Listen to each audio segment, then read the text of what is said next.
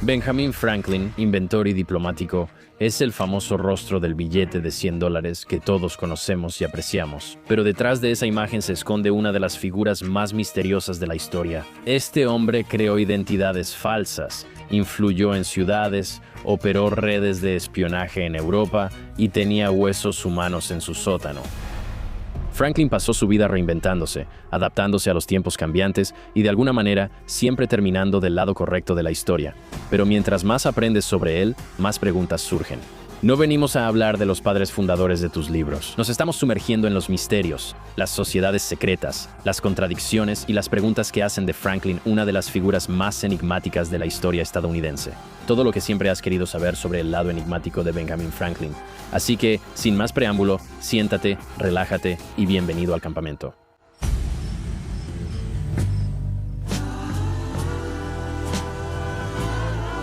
Hola a todos, bienvenidos otra vez al campamento de historia. Soy Marc Gagnon, gracias por acompañarme en mi tienda, donde cada semana exploramos historias interesantes y controvertidas de la historia. Esta es una vez más mi travesía para entender todo lo que ha sucedido alguna vez. Hasta ahora me va bien, llevamos casi 10 episodios y avanzamos en varias cosas. ¿Sabes? Este es solo un lugar donde me siento en mi tienda y veo, ya sabes, cosas raras de la historia y simplemente me vuelvo un nerd total. Es de lo mejor. Y como siempre, no estoy solo. Estoy acompañado por algunos de mis amigos más queridos y cercanos. Algunas personas son como hermanos, ¿sabes? Ellos se sientan en esta carpa todo el día y solo aprenden, ¿verdad, Cristos? No estoy exagerando, hermano. Ustedes son hermanos, amigo. Ustedes son hermanos esquimales, al menos, ¿no? Oh, diablos, está bien, chicos. No tenemos tiempo, porque hoy vamos a hablar de Benjamin Franklin, ¿de acuerdo? Ya saben, sobre Benjamin Franklin. Y no es Thomas Edison, que creo que a veces la gente los confunde, y voy a dejarlo claro, son personas diferentes. Bien, ¿alguna vez ustedes los confundieron? ¿O soy el único tonto que lo hizo? ¿Solo tú? ¿Está bien? Benjamin Franklin fue un gran líder estadounidense, inventor y un genio brillante. Sin embargo, también estuvo en agencias de espionaje, sociedades secretas y realizó algunas cosas cuestionables. Hoy hablaremos de la polémica historia de Benjamin Franklin y también de sus logros, para tener una visión completa de este gran estadounidense. Entonces, ¿por dónde empezamos? 1706 este tipo, Benjamin Franklin, pero en realidad todo comienza con su papá, antes de que Benjamin Franklin siquiera naciera. Él solo era una chispa en el ojo de su mamá, o de su papá, como sea. Todo va hacia su papá, está bien. Josiah Franklin, fabricante de velas, se casó 2 veces, tuvo hijos con su primera esposa, se separó y luego con su segunda esposa tuvo 10 hijos más. Imagina que tienes un montón de hijos, tienes una esposa y dices, ¿sabes qué? Es hora de repetirlo. También con la esposa, y tener 10 hijos más Benjamín fue el número 15 de un total de 17 hijos. Es un pueblo pequeño, pero tiene jurado y suplentes. Todos viven juntos en Boston, Massachusetts. Josías quería que Ben fuera ministro, pero la familia no pudo pagarle la escuela después de los 10 años. A los 12 años, Benjamin Franklin se volvió aprendiz de su hermano Santiago, dueño de una imprenta. Esto debía ser el pase de Benjamin a una vida sencilla, pero se volvió algo más interesante. Santiago Franklin no era cualquier impresor. Él dirigía uno de los periódicos más grandes de Boston y solía tener problemas con las autoridades por publicar cosas que no les gustaban. Ahora, Benjamin se suponía que debía estar aprendiendo el oficio de la imprenta, pero lo que realmente aprendió fue cuán poderosas podían ser las palabras cuando realmente se ponían en papel.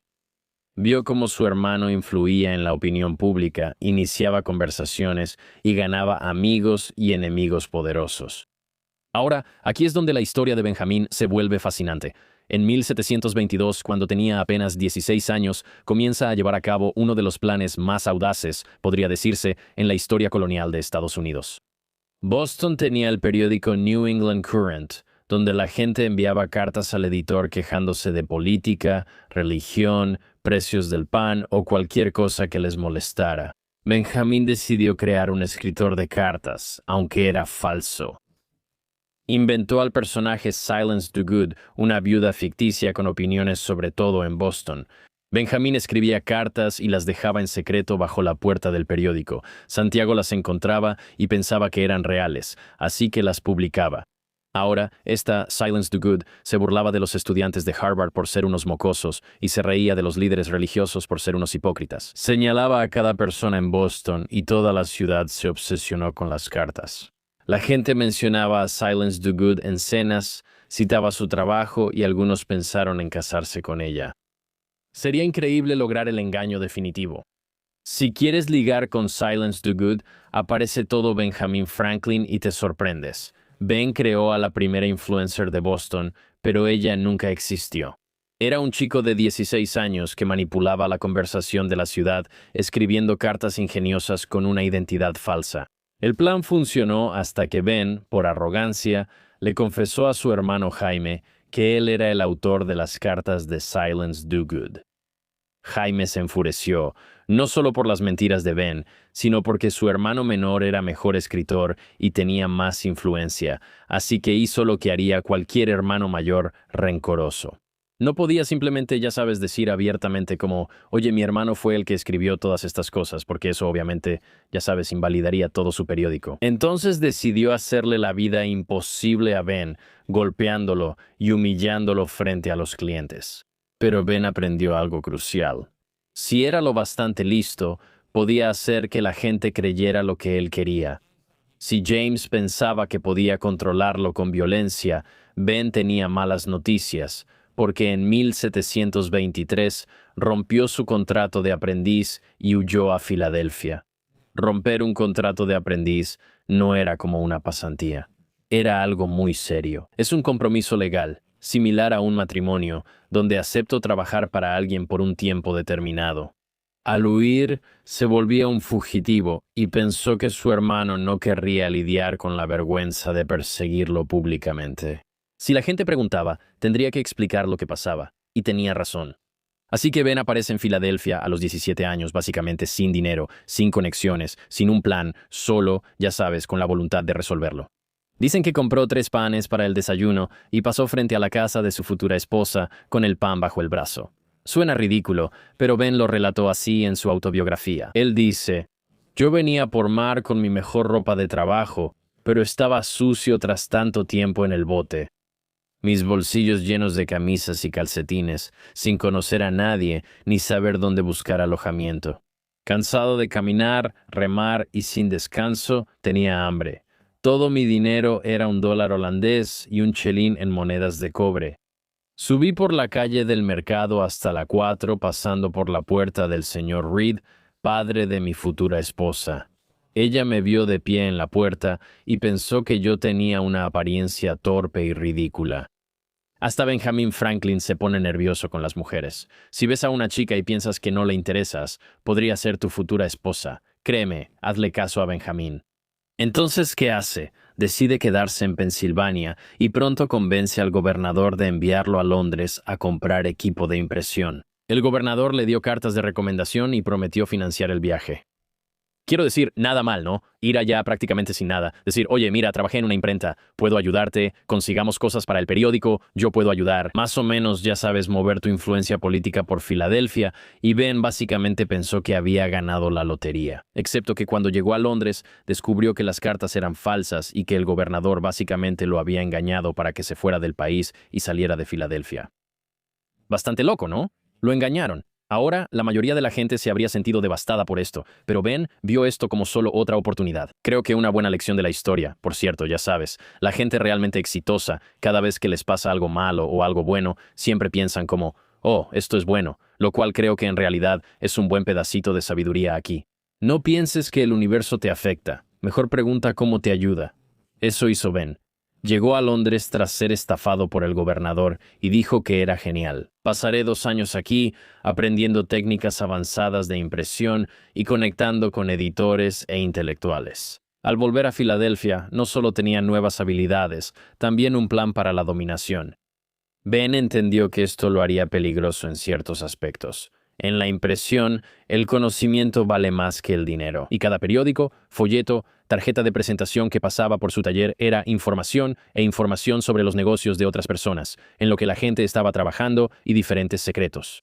Esto era una mercancía muy valiosa en la América colonial. Así que para 1729 él ya había comprado su propio periódico y para 1732 bajo el seudónimo de Ricardo Saunders había publicado lo que se conocía como El Almanaque del Pobre Ricardo, que se convirtió en uno de los libros más populares de todas las colonias. Pero de nuevo, Ben no solo está construyendo un imperio mediático, también está construyendo una red de inteligencia. Este seudónimo alude a Silencio Haz el Bien. Al ocultar su identidad, él podía ser quien necesitara. Así que ahora, su imprenta se convirtió en el lugar donde políticos, comerciantes, gente de la comunidad venían a imprimir sus materiales. Y mientras estaban ahí, él platicaba con ellos.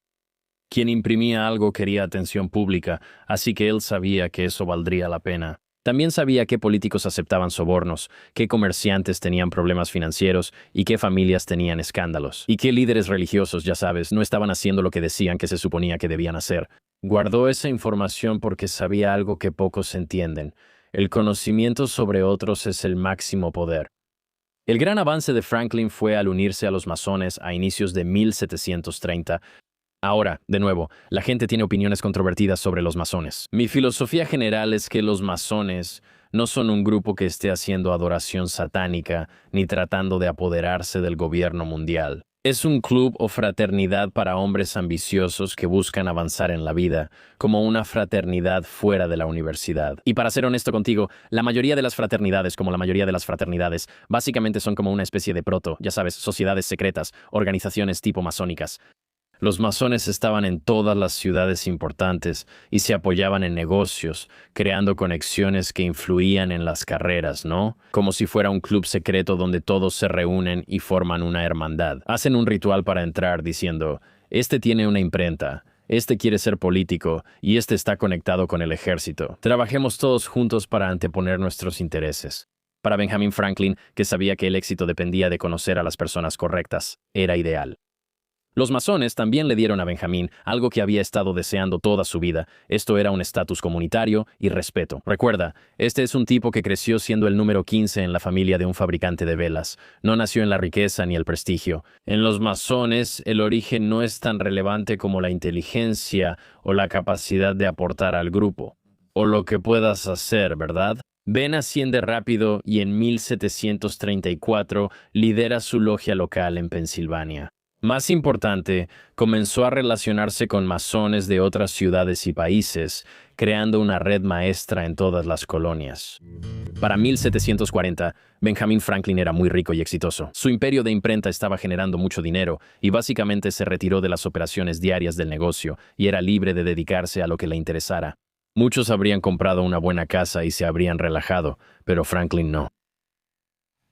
Antes obsesionado con el poder, ahora sigue una carrera científica. En 1742 inventa la estufa Franklin, una chimenea más eficiente que calentaba mejor y usaba menos leña. Y era práctica, era útil y facilitaba la vida de las personas. Así que pudo haberla patentado y hecho otra fortuna. En lugar de eso, regala el diseño gratis y dice que solo quiere ayudar a la comunidad. Parece noble, pero muchos creen que Franklin fue estratégico al regalar el diseño de la estufa. Se muestra como un genio altruista que prioriza ayudar a la gente sobre ganar dinero. Es una estrategia de relaciones públicas que mejora su reputación en la comunidad y le cuesta poco, ya que era rico por su imperio de impresión. Más o menos al mismo tiempo, también inventa los lentes bifocales, porque está cansado de cambiar entre diferentes pares de lentes. De nuevo, algo práctico y útil, pero también revela algo interesante sobre su personalidad. Odia ser incomodado. Es como Larry David, ¿no? Para él, quitarse los lentes es lo peor, por eso prefiere unos que nunca tenga que quitarse. Puedo ver de cerca, puedo ver de lejos, todo con los mismos lentes. Si algo le molestaba, lo solucionaba. Su gran avance fue al fascinarse con la electricidad. En la década de 1740, la electricidad era vista como un truco de fiesta, sin saber cómo aplicarla o usarla realmente. La gente sabía que existía y de dónde venía, pero no entendía para qué servía. Los científicos frotaban ámbar con tela para crear electricidad estática y hacer chispas o dar descargas. Pero Benjamin Franklin vio algo diferente aquí. Vio este potencial en bruto, una fuerza de la naturaleza que podía ser estudiada y comprendida, y que potencialmente incluso se podía controlar. Y luego comienza una experimentación rigurosa para descubrir las propiedades de esta electricidad y en el camino encontró algunos métodos poco convencionales. Uno de los experimentos científicos más extraños fue electrocutar animales, en especial pavos.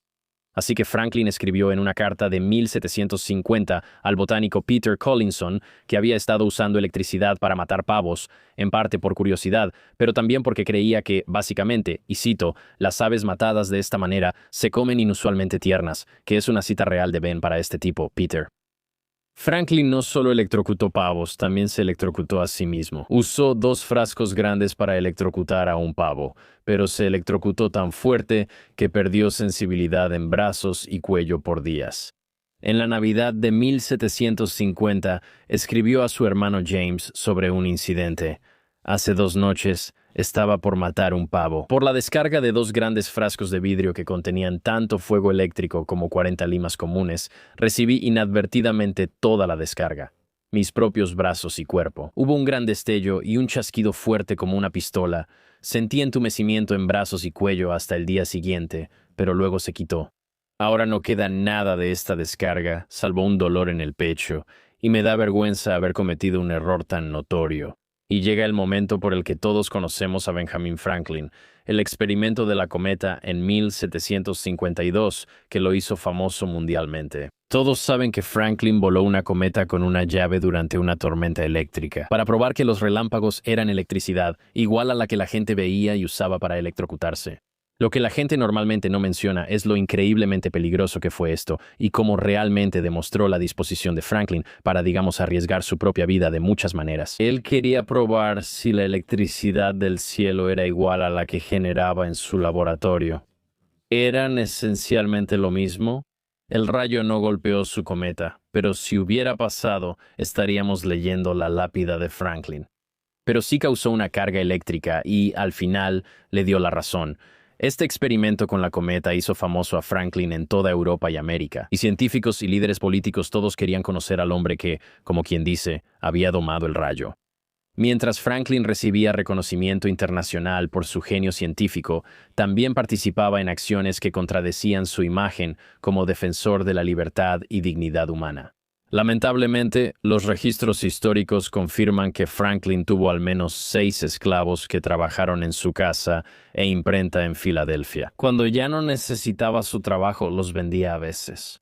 Esta realidad contrasta con su imagen pública de defensor de la libertad, derechos naturales y altruismo. Aunque critica el dominio británico y defiende la libertad colonial en sus ensayos, también se beneficia y participa en la esclavitud. Esta contradicción tampoco era exclusiva de Franklin, ¿cierto? Hay muchas personas en esta época que hablan de que todos los hombres son creados iguales, pero al mismo tiempo protegen la institución de la esclavitud. Pero en aras de ser holísticos y exhaustivos en nuestro examen de las figuras históricas, es una parte importante de su legado. Y además de esto, en 1751 publicó un ensayo titulado Observaciones sobre el aumento de la humanidad y el poblamiento de los países. Allí hace comentarios sobre raza e inmigración. Eso refleja las actitudes raciales de la época e incluso las supera en algunos casos.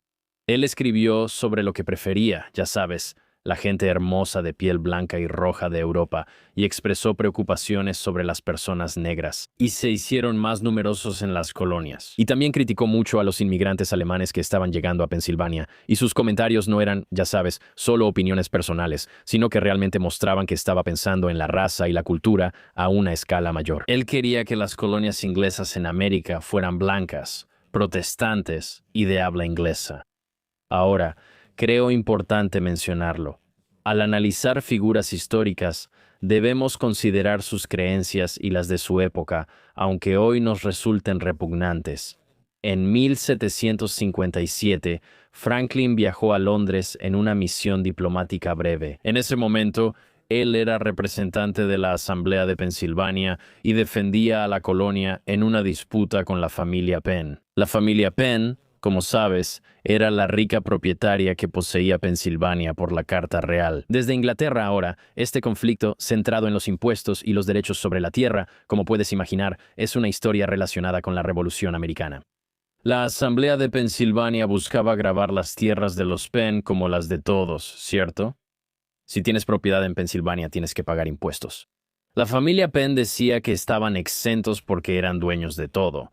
Franklin fue a argumentar que eso no era justo. Los propietarios deben apoyar la defensa y gastos de la colonia, más aún con la tensión en la frontera durante la guerra franco-indígena. Parecía sencillo: ir a Inglaterra, presentar el caso de Pensilvania, obtener un fallo y volver. Bastante simple, ¿verdad? Pero como puedes imaginar, nada en la política imperial del siglo XVIII era simple. Franklin permaneció en Londres casi 18 años. Fue por una misión diplomática y permaneció 18 años. ¿Detuvieron durante 18 años?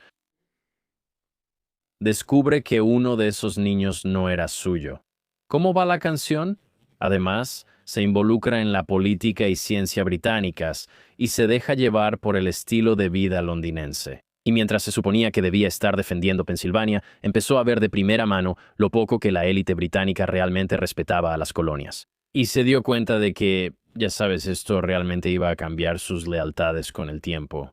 Se instaló en el 36 de Craven Street, una pequeña casa de 4 pisos en un barrio elegante de Londres. Rentó habitaciones a Margarita Stevenson, una viuda, y pronto fue como parte de la familia. Era muy cercano a Polly, la hija de Margarita, y le escribía cartas cuando alguno viajaba, como si fuera su hija. Franklin parecía llevar una vida respetable como representante colonial, pero algo raro pasaba. Durante estos años en Londres, verás, sus opiniones políticas estaban cambiando de maneras que parecían demasiado convenientes en ciertos aspectos. Parecía un respetado representante colonial, organizando cenas, asistiendo a conferencias y conviviendo con la élite intelectual de Londres. Fue admitido en la Royal Society y siguió su labor científica. Incluso pensó en unirse al gobierno británico. En un momento, solicitó puestos dentro del imperio, posiblemente incluso esperando obtener algo así como un cargo de gobernador para él mismo, básicamente, o un puesto importante incluso para su hijo, William. Al llegar, Franklin aún era un súbdito británico leal, igual que todos en las colonias. Él confiaba en el imperio y deseaba su éxito, pero en 1765, tras la ley del timbre, su fe cambió. Esto provocó protestas masivas en todas las colonias. Franklin se había mantenido en silencio al principio, pero la reacción lo impulsó a alzar la voz. A inicios de 1766, testificó ante el Parlamento, condenó la ley y ayudó a derogarla. A fines de la década de 1760, su frustración con Gran Bretaña y la corona crecía, e intentó mediar entre ambos. En privado, estaba cansado de la arrogancia de los políticos y élites británicas, así que empezó a escribir ensayos anónimos, como suele hacer Benjamin Franklin, bajo el nombre de Homespun.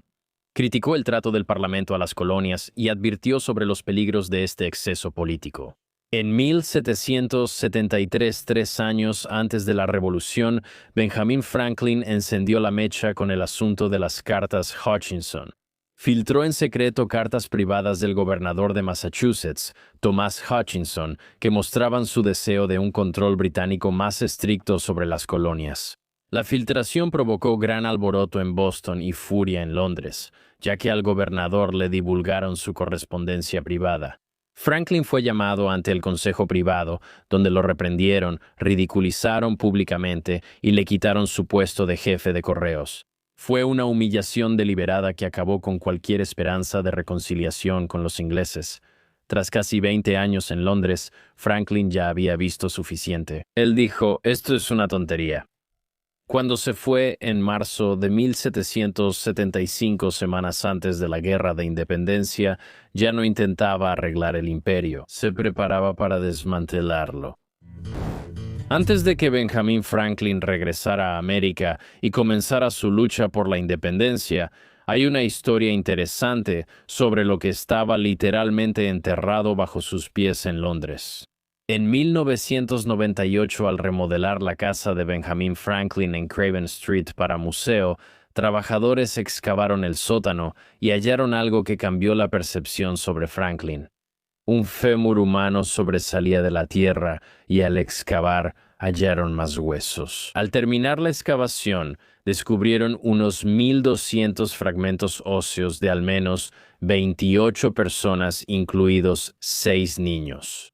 Y estos no eran restos antiguos de algún cementerio olvidado hace mucho tiempo. La datación por carbono mostró que los huesos eran del mismo periodo en que Franklin vivía en la casa. Ahora, ¿qué está pasando con esto? Los huesos mostraban evidencia de disección médica, fémures cortados limpiamente, probablemente para demostrar técnicas de amputación, y cráneos con agujeros circulares perforados en ellos. Incluso había marcas de corte de instrumentos quirúrgicos en algunos de los restos óseos. Y ahora, aquí es donde las cosas se complican. Verás, los historiadores tienen una explicación sencilla para esto. Guillermo Hewson, compañero de casa de Franklin y esposo de Polly Stevenson desde 1770, tenía una escuela de anatomía en su hogar. Hewson era un científico que investigaba la circulación sanguínea y el sistema linfático, usando cadáveres para estudio y enseñanza. Y, ya sabes, los conseguía a través de la posible red clandestina de ladrones de tumbas de Londres, así como por algunos medios legítimos. Según la versión oficial, Franklin sabía lo que hacía Hewson, pero no participó directamente, ¿no? Está bien. Obviamente, los historiadores muestran a Franklin como un tipo que vivía en la casa y veía algunas investigaciones científicas y las dejaba pasar, pero algunas personas tienen objeciones. Este es Benjamin Franklin, una de las mentes más curiosas y agudas de su época.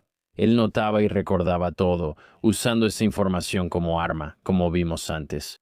Así que algunas personas sospechan que es posible que Benjamin Franklin supiera sobre esto y aún así continuara encubriéndolo, o al menos no hablar de ello. La situación se complica aún más al considerar lo que pasaba en la casa de Benjamin Franklin en ese tiempo. La inteligencia británica vigilaba todo el lugar. Es probable que supieran que Benjamin Franklin escribía esos artículos anónimos y sospechaban de su contacto con radicales coloniales, por eso intentaban descubrir sus acciones. La casa de Benjamin Franklin estaba intervenida según los estándares del siglo XVIII, y los agentes británicos vigilaban quién entraba y quién salía, interceptaban su correspondencia e intentaban recopilar información sobre sus actividades. Y Benjamin Franklin sabía que esto estaba ocurriendo. Incluso bromeaba sobre eso en cartas a sus amigos diciendo, incluso si sospechara que mi ayuda de cámara es un espía, como probablemente lo es, creo que no debería despedirlo por eso. Sí, en otros aspectos me agradara. Aunque fue reprendido por los británicos, algunos historiadores creen que Benjamin Franklin jugaba un juego más peligroso. Algunos piensan que él era doble agente, dando información a británicos y estadounidenses según su conveniencia. Digo, piénsalo, tenía la posición ideal para hacerlo. Estaba muy bien conectado con la élite británica por su trabajo en Londres y pertenecía a los círculos adecuados. Y de regreso en las Américas está muy cercano a todos los grandes nombres allá y es parte de los masones. El tipo es el conducto ideal para jugar en ambos bandos. Franklin también dominaba la información y la desinformación, como con las cartas de silencio Dogood. Él ya había probado que podía crear identidades y difundir información a su conveniencia. En las décadas de 1760 y 1770, quizá hacía lo mismo, pero a nivel internacional. Verás, algunos historiadores sospechan que Franklin solo intentaba ser prudente, específicamente en los primeros años de su estancia en Londres. Si los británicos ganaban y sofocaban la rebelión, él podría mostrar 20 años de lealtad en Londres y decir que es un orgulloso ciudadano británico que ama al rey. Mientras que si las colonias ganaban, él tenía un historial de escritos anónimos y declaraciones públicas defendiendo sus derechos. Algunos creen que Franklin, por diseño o instinto, solo buscaba estar del lado correcto de la historia, pasara lo que pasara.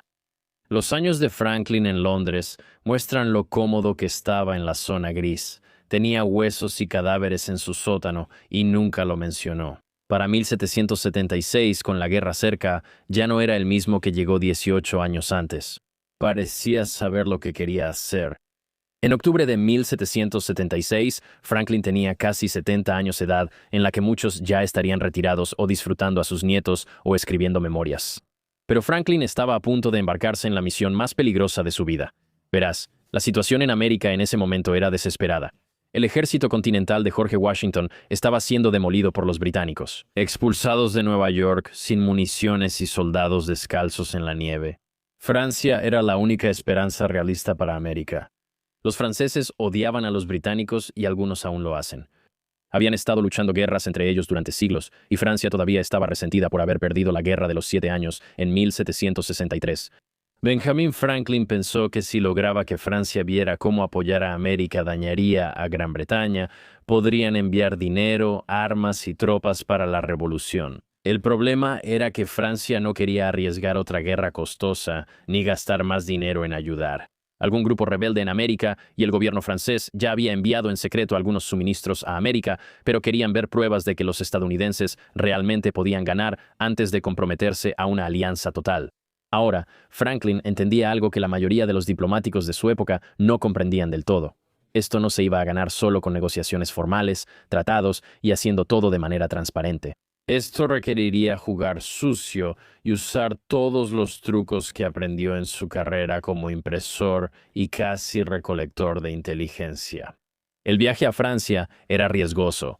Franklin cruzaba aguas controladas por la Marina Británica con credenciales que lo señalaban como traidor a la corona. Si los británicos lo capturaban, lo llevaban a Londres, lo juzgaban por traición y lo ejecutaban casi de inmediato, ¿no? Para 1776, él ya es aliado jurado de los colonos y rebeldes. Pero Franklin había calculado el riesgo y dijo que valía la pena porque sabía que esta misión era la última oportunidad de Estados Unidos. Cuando Franklin llegó a Francia, era el hombre más vigilado de Europa.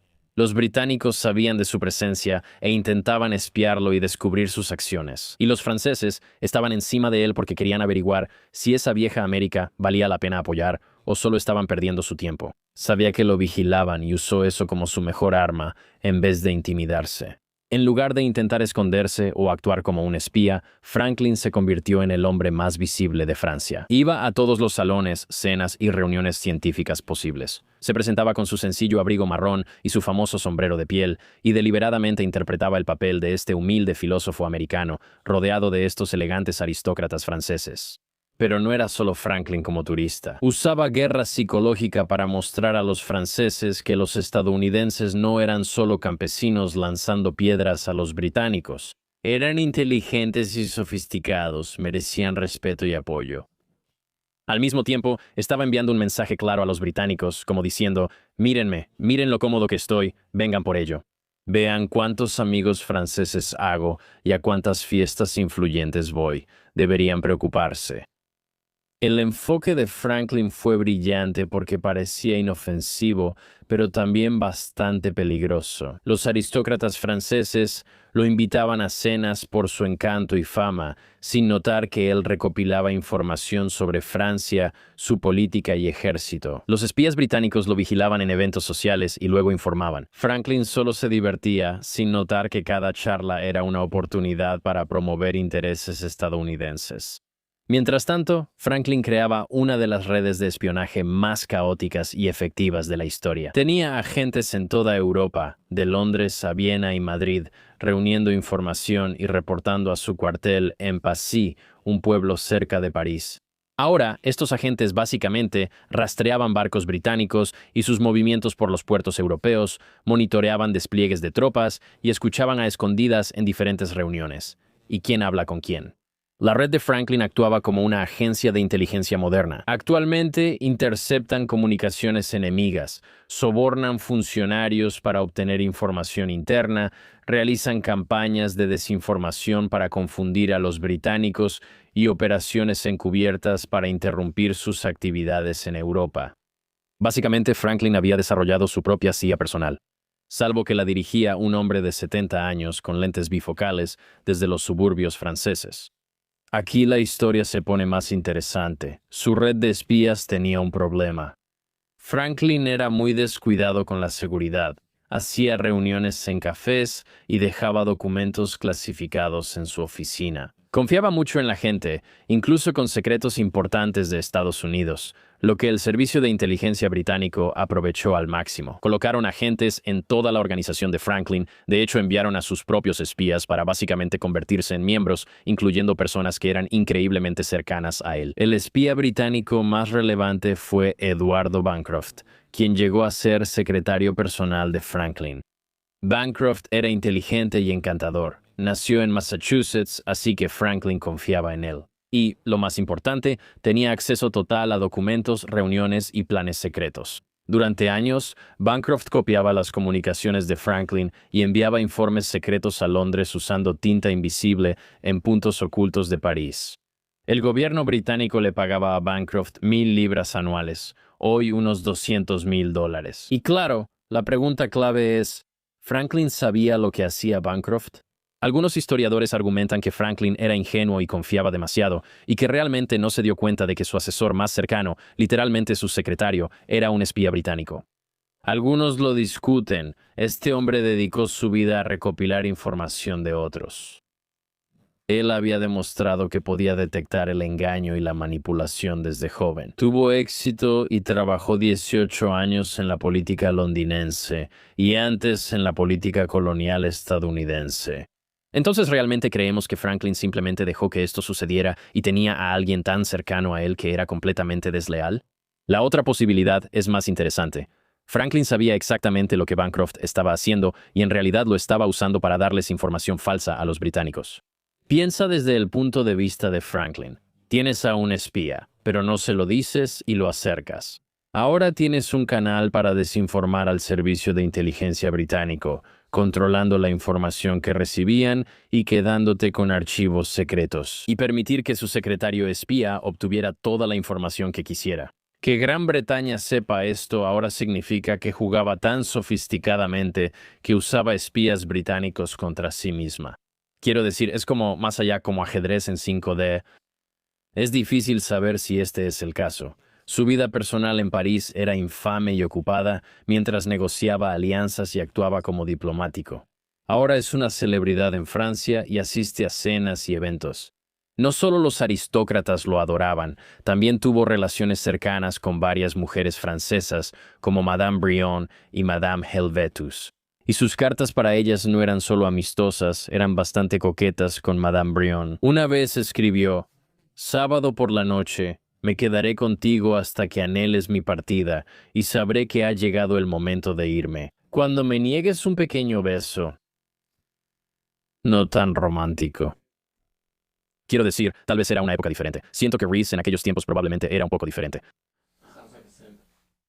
Parece como decir, voy y no me voy hasta que me corras. Esa es la vibra, más cool. Supongo que sabré cuándo irme. Cuando no me das un beso, entiendo que es por consentimiento. Pero si te pareces a Benjamin Franklin, es difícil, aunque tiene dinero y es espía. A las chicas les gusta esa vibra, pero es un poco... Él es un rey progresista. Si dice que se va si no lo besas, muestra consentimiento, lo cual está increíble. Brion lo llamaba Mon cher papa, que significa mi querido papá. Incluso le respondió, no, mon cher papa, tus visitas nunca me han causado problemas. Nuestros corazones seguirán igual de puros, callaremos a quienes hablen mal. Maldición. Después, sus cartas a Madame Helvétius adoptaron un tono más poético, aunque seguían siendo coquetas. Ella era la viuda de un filósofo francés famoso, y Franklin, según relatos, estaba enamorado de ella. Le propuso matrimonio, pero ella lo rechazó amablemente y con firmeza, así que Franklin actuó como solo él lo haría. Escribió una carta satírica desde el más allá, ahora reconocida como Campos Elíseos. Se imagina en el cielo, encontrándose con el fantasma del esposo de Madame Helvétius, el filósofo francés. En ella, dos hombres discuten quién debería estar con ella para siempre. Franklin afirma que él es una mejor pareja e incluso presume que ha domesticado a su perrito, lo cual no es un eufemismo. Ella realmente tenía un perrito. Y luego todo se vuelve más extraño. Las actividades sociales de Franklin no eran solo diversión, sino parte de la inteligencia. Cada fiesta o relación romántica era una posible fuente de secretos. Quiero decir, el tipo es un navegante social increíble, y los rumores sobre las actividades de Franklin en París se vuelven aún más locos, porque algunas personas afirman que él es parte del Club Hellfire. Si no sabes qué es una sociedad secreta conocida por prácticas ocultas. Déjame aclarar, probar conexiones con el Club Hellfire es difícil, pero posible. Franklin ya estuvo en grupos similares en Londres. Siempre le atrajeron sociedades secretas como los masones en Estados Unidos y tenía contactos para asistir a reuniones exclusivas en París. Lo que sí sabemos con certeza es que las conexiones de Franklin con los masones se volvieron increíblemente importantes mientras estaba en Francia. Las logias masónicas francesas, como en Estados Unidos, reunían a aristócratas, militares y líderes políticos que podían ayudar o dañar la causa estadounidense. Y Franklin utilizó estas conexiones para navegar por estos canales diplomáticos y organizar reuniones privadas con estas personas influyentes. Pero su relación con los masones también generó dudas sobre sus lealtades.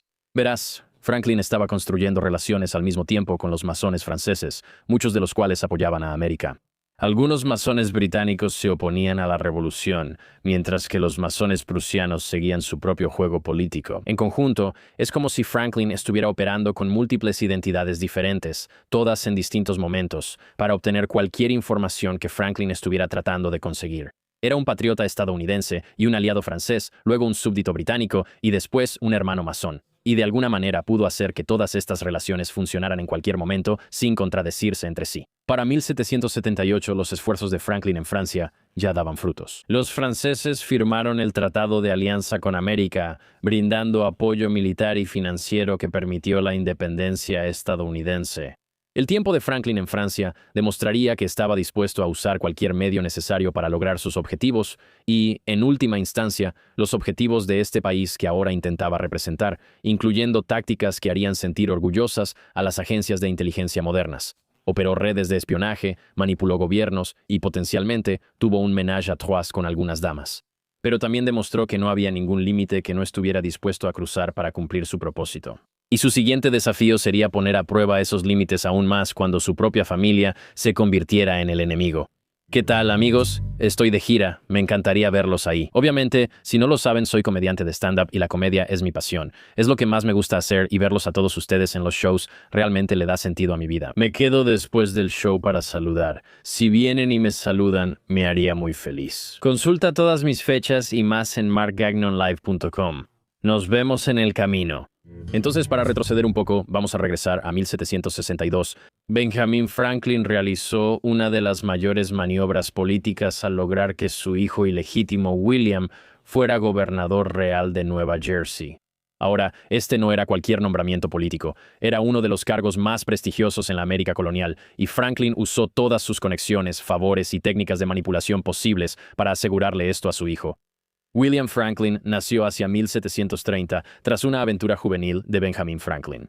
Franklin nunca reveló quién era la madre de William y lo crió como propio, sin reconocerlo oficialmente. Franklin fue un padre devoto para William.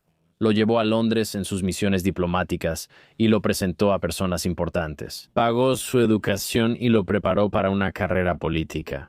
Para que William fuera nombrado gobernador real, Franklin tuvo que pedir todos sus favores a funcionarios británicos. Hizo lobby en el Parlamento y cautivó a los aristócratas, pasando años construyendo capital político necesario para conseguir el nombramiento. Y fue una inversión enorme de tiempo y energía, y realmente demostró cuánto le importaba a Franklin el futuro de su hijo, así como el legado de su propia familia.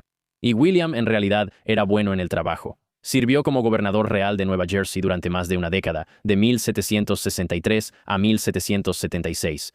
Era popular entre los colonos y manejaba eficazmente esta legislatura colonial, equilibrando los intereses en competencia de Londres, así como los de las comunidades locales. Y para principios de la década de 1770, William había construido su propia red política y se había consolidado como uno de los gobernadores reales más exitosos en las colonias americanas.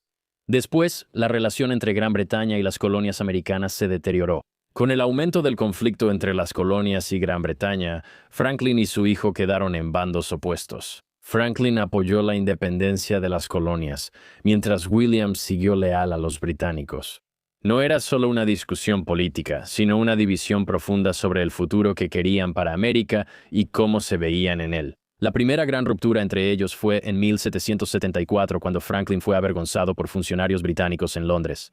¿Recuerdas esa historia? Obtuvo cartas privadas del gobernador de Massachusetts y las compartió con líderes coloniales, causando un escándalo. Y luego Gran Bretaña descubrió que Franklin estaba detrás de eso, y básicamente hicieron una audiencia pública y lo llamaron ladrón y traidor, y lo humillaron, frente a todo el parlamento. Ahora, William Franklin vio cómo los británicos destrozaban a su padre, y uno pensaría que esto haría que William se pusiera del lado de las colonias, pero en realidad sucedió lo contrario. Pensaba que su padre estaba equivocado y actuó inmoralmente contra la autoridad británica, lo que lo hizo aún más leal a la corona. Vio lo que le hicieron a su papá y pensó, eso no me lo harán. Estaré de su lado, haré lo correcto para los británicos y nunca haré lo que hizo mi papá. En 1775, Franklin volvió a América desde Londres y apenas hablaba con su hijo, quien estaba muy molesto. Y Franklin ahora era una de las voces más fuertes que impulsaban la independencia, mientras que William seguía trabajando como gobernador real, elegido por el rey para dirigir Nueva Jersey. Era como si el director del FBI y un líder criminal fueran de la misma familia. Es una locura. A inicios de 1776, el Congreso Continental se preparaba para declarar la independencia. Debían destituir a cualquier gobernador real que pudiera oponerse, ya que estos gobernadores de las colonias eran ciudadanos británicos leales a la corona. Guillermo Franklin no es solo otro lealista, es hijo de uno de los revolucionarios más famosos de América. Así que esto hace que su lealtad a Gran Bretaña no solo sea incómoda, sino que también sea peligrosa para toda la revolución. Así que Benjamin Franklin se enfrenta a una elección. ¿Me quedo al lado de mi hijo y lo protejo, o me quedo al lado de mi revolución? Eligió lo segundo en junio de 1776, semanas antes de la Declaración de Independencia. Franklin apoyó arrestar a su hijo. No fue solo arresto domiciliario. Fue capturado por hombres armados, perdió su cargo y fue enviado a una prisión real. Piénsalo, Franklin dedicó años a impulsar la carrera de William, consiguió un prestigioso cargo para él en la América colonial y después apoyó su arresto. William Franklin pasó 2 años encerrado en estas duras condiciones. Lo movieron a varias cárceles, incluso una en Connecticut, donde lo trataron muy mal. Algunos dicen que lo trataron peor por sus vínculos con la realeza estadounidense y porque parecía ir en contra de su padre. La comida era terrible, casi no había calefacción ni atención médica, y nadie sabía qué pasaría después. Encima de todo eso, las prisiones están llenas de violencia. O sea, la gente se pelea entre sí y los matan todo el tiempo, ya sea otros prisioneros o los guardias. Y durante todo este periodo, Franklin nunca visitó a su hijo, nunca escribió cartas para saber cómo estaba, nunca usó su influencia política para mejorar el trato hacia su hijo. Es uno de los hombres más poderosos de Estados Unidos, pero eligió no actuar. Y otras familias lograron sobrellevar estas diferencias políticas. Quiero decir, John Adams todavía se llevaba bien con parientes que permanecieron leales a los británicos, y George Washington mantenía contacto con miembros de su familia que apoyaban a la corona. Thomas Jefferson no rompió del todo con sus parientes leales, pero Benjamin Franklin sí se mantuvo firme. Él dijo que se olvidaran, actuó como si su hijo no existiera y para él, Guillermo ya estaba muerto. En 1778, Guillermo Franklin fue liberado tras un intercambio de prisioneros. Para entonces, su salud estaba destruida y su carrera terminada, así que se muda a Londres, donde vive el resto de su vida en exilio. Este hombre de Massachusetts era estadounidense y colonial, pero se consideraba británico. Recibió una pequeña pensión británica, insuficiente para mantener su vida anterior como gobernador real. Y después de que terminó la guerra, en 1783, Guillermo intentó arreglar las cosas con su padre, envió cartas pidiendo perdón e intentando hacer las paces, y admitió que terminaron en bandos opuestos. Y esperaba que pudieran dejar atrás la política y reconstruir su relación y su vínculo como padre e hijo. Benjamin Franklin lo aceptó y le dijo, «Lo siento». Es broma. Benjamin Franklin dijo que su relación terminó, que William estaba muerto para él y que no había marcha atrás tras su decisión en la guerra. En la carta de Franklin a su hijo dijo, «Nada me ha lastimado ni afectado con sensaciones tan profundas. Ser abandonado en mi vejez por mi único hijo y verlo además volverse contra mí, arriesgando mi bienestar, reputación, fortuna y vida». Y termina la carta diciendo, «No solo fui tu padre, sino también tu amigo». Has perdido ambos títulos. Maldita sea, Benjamin Franklin era rudo. Eso es una locura, amigo. Franklin se negó a ver a William en Londres y dejó claro que, para él, no tenía hijo. Y esto no era solo política. Franklin mantuvo contacto con otros leales a Gran Bretaña durante la guerra y pudo continuar con ellos, pero con William fue distinto. No pudo superarlo. Veía la lealtad de su hijo a la corona como una traición personal que no podía superar, lo que tuvo consecuencias financieras devastadoras para William. Franklin murió en 1790 siendo muy rico y dejó casi nada a William. De hecho, en su testamento declaró que fue por su apego al gobierno británico. Y mientras Franklin dejó herencias sustanciales a su hija Sally y a sus nietos, William solo recibió unas tierras sin valor en Nueva Escocia. y algunas, ya sabes, unas cuantas pertenencias personales aquí y allá. Y lo que hace que el trato de Franklin hacia William destaque es cómo iba en contra, ya sabes, de algunas de las cosas sobre las que él escribía. En el almanaque del pobre Ricardo destacaba la importancia de la familia, lealtad y perdón. Cuando tuvo que proteger su reputación política, su estatus de revolucionario y su vida, Franklin dijo, ¿sabes qué? ¿Adivina qué elijo? Mi legado por mi hijo, la revolución sobre la familia, Estados Unidos, sobre mi sangre. Eso está increíble, y no lo digo por William. Pobre tipo, pero como estadounidense, gracias. Saludos a Benjamin Franklin, es increíble. O sea, excepto por la parte de los esclavos. Mira, es complicado, está bien, mira, no importa. El trato de Franklin hacia su hijo mostró lo frío y calculador que era.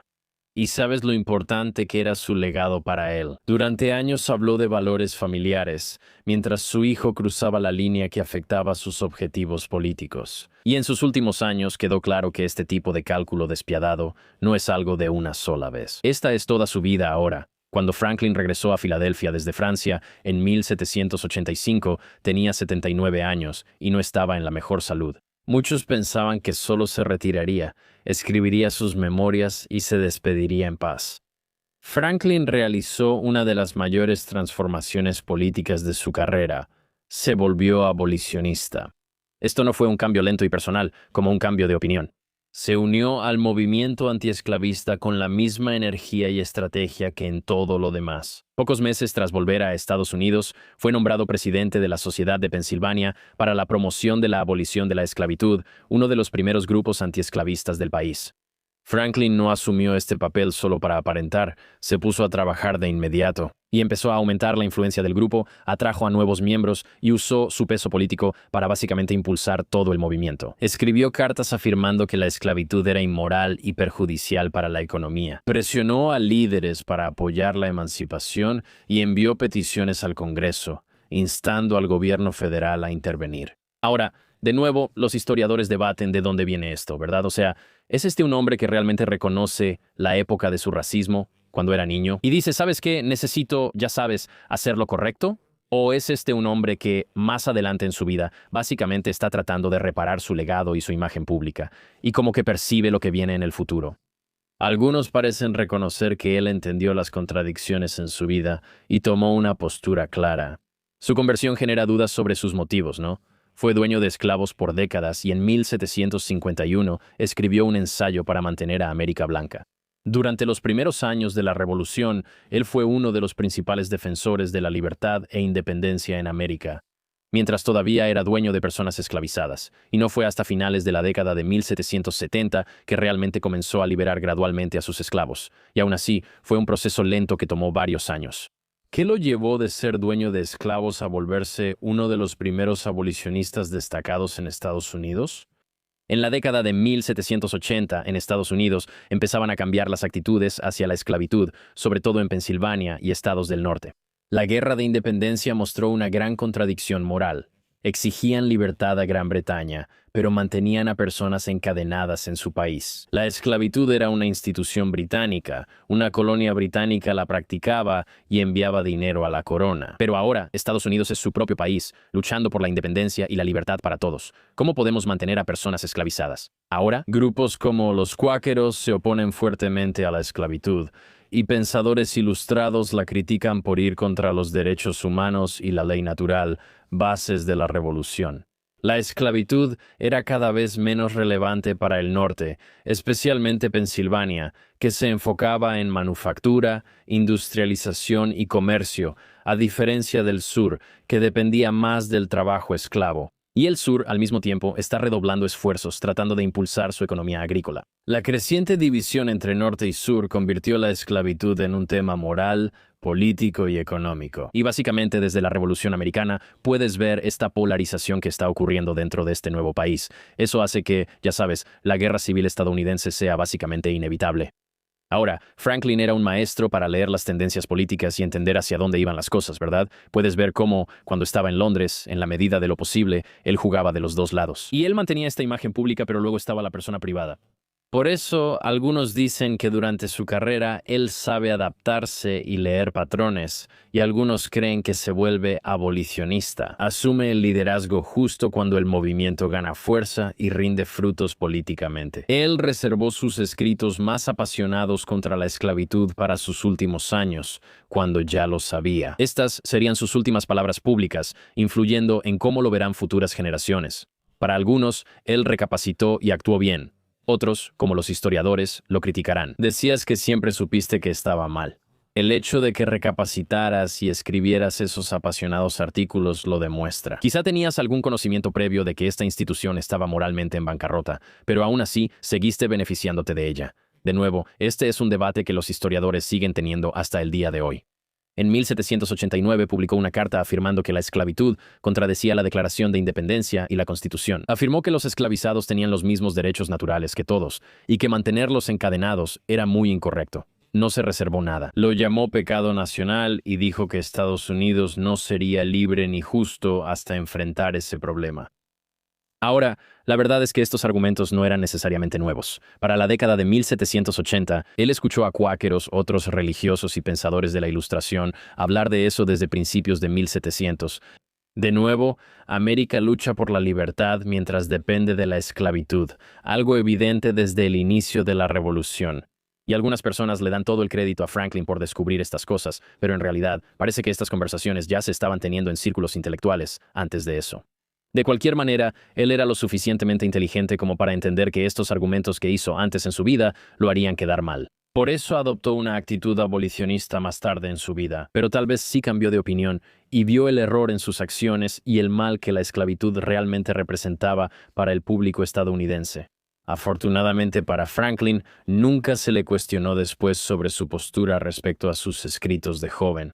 Verás, él murió en 1790, solo 5 años después de regresar de Francia. Reyes, su imagen como abolicionista realmente estaba cobrando fuerza. Era visto como un sabio y benevolente padre fundador que dedicó sus últimos años a luchar por la justicia. Si hubiera vivido más tiempo, tal vez lo habrían cuestionado sobre su pasado y tal vez lo habrían presionado sobre algunas de estas contradicciones, lo que lo habría obligado a escribir más extensamente sobre por qué tuvo este cambio de opinión ahora. Su muerte también, ya sabes, mantuvo algunos de sus otros secretos ocultos de cierta manera, ¿verdad? Como los huesos hallados en su casa en Londres, que eran de su roomie, su posible papel de doble agente en la revolución o sus relaciones con su hijo. Y cómo realmente pudo sobrellevar emocionalmente el hecho de que su hijo estuviera en prisión y que cortara esa relación. Quiero decir, Franklin siempre fue un maestro de la opinión pública y de cómo podía influir en las personas y en cómo lo veían, y, en última instancia, en su imagen pública. Y puede que haya sido el mejor relacionista público de todos los tiempos. Quiero decir, logró una transformación increíble, pasando de ser un hombre que se benefició de una mala institución a convertirse en abolicionista. Y al final, Benjamin Franklin no solo ayudó a moldear la revolución, también influyó en cómo contamos su historia.